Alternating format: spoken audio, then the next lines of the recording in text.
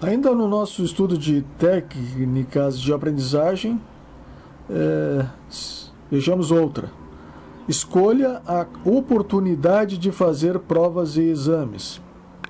Muitos estudantes pensam que os exames são apenas realizados para fornecer ao professor uma base para este dar uma nota ao aluno.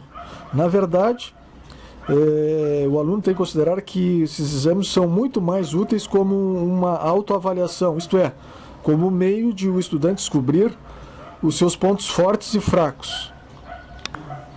Os exames incrementam a aprendizagem por várias maneiras. Primeiro, o exame é um incentivo para que o estudante reúna e revise o que já aprendeu. Segundo, o exame mostra ao estudante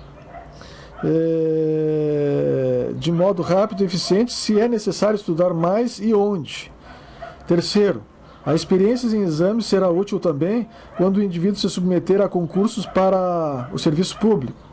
Os estudantes que não se viram obrigados a responder a determinadas perguntas ou escrever no papel que aprenderam, encontram grandes dificuldades quando precisam prestar um concurso. Quarto, o conhecimento dos resultados mantém o interesse e cria um incentivo que acelera a aprendizagem. Corrija as deficiências do seu preparo. Por exemplo, um estudante pode estar encontrando dificuldades em francês por várias razões: vocabulário escasso, ignorância da gramática ou dificuldade na tradução em virtude de leitura ineficiente.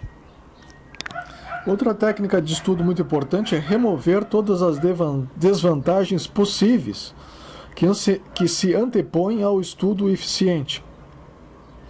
Existe uma quantidade de inibições ao trabalho eficiente que podem ser eliminadas. Apresentamos a seguir algumas sugestões sobre determinadas desvantagens e como se devem corrigi-las. Primeira delas, a leitura vagarosa. Os maus hábitos de leitura constituem um verdadeiro problema para muitos estudantes. Alguns universitários não chegam a ler melhor do que os alunos da terceira série do curso ginasial, e talvez 1/3 dos calouros universitários não leiam tão devagar que não possam estudar de modo eficiente. Quando o estudante perceber que a sua leitura é muito vagarosa em relação aos outros, a primeira coisa que ele tem que fazer é um exame de vista. De repente, ele precisa usar óculos adequados. A segunda providência é conseguir uma boa iluminação. Muitos estudantes aceleram a leitura ainda, praticando intensivamente uma leitura bem fácil. Obtém assim mais rapidez quando se lê globalmente e também quando se evitam os movimentos dos lábios. Fadiga e tédio. Os psicólogos aceitam 2 tipos de fadiga, a física e a psicológica. O estudo eficiente é muitíssimo difícil quando o estudante está fisicamente cansado ou extremamente fatigado. Muitos estudantes acham mais proveitoso deixar de fazer as tarefas difíceis tarde da noite para fazê-las de manhã cedinho, quando estão mais descansados e quando a aplicação é mais fácil e as distrações menos numerosas. Verificou-se que o gráfico representativo do desempenho mental sobe regularmente durante a manhã, começando a cair vagarosamente antes do almoço. Após o período do almoço, quando as teias de aranha foram temporariamente varridas, a curva do trabalho mental ascende novamente, ou seja, sobe novamente, vindo a cair gradativamente no final da tarde. O ponto de eficiência mínima do dia se encontra seguramente entre 4 e 6 horas da tarde. É uma vantagem para o estudante, portanto, poder estudar as matérias difíceis pela manhã, reservando a parte da tarde para o recreio e as diversões sociais. A estafa psicológica, o tédio, não constitui o verdadeiro cansaço. Ordinariamente, resulta do declínio de interesse por uma tarefa que o estudante considera difícil ou pouco interessante. Muitas vezes elimina-se o fastio, colocando-se a matéria temporariamente de lado e voltando-se a atenção para outra coisa qualquer.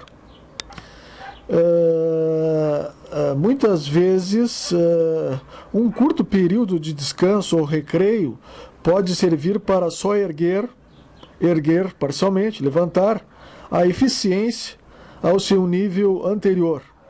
O estudante deve também procurar estudar no lugar mais quieto possível, evitando as distrações tais como o rádio, as conversas e as interrupções. Terceiro, o momento inicial do estudo. Muitos estudantes encontram dificuldade em começar a estudar seriamente, e assim perde muito tempo rabiscando e dando inícios falsos. Muitas vezes é interessante começar fazendo uma tarefa relativamente fácil, especialmente pela qual o estudante tem um gosto especial, ou seja, começar pelo mais fácil. A revisão de anotações e uma rápida leitura da matéria já sabida pode servir como um eficiente meio de transição um período de estimulação para atacar a matéria nova, a matéria mais difícil.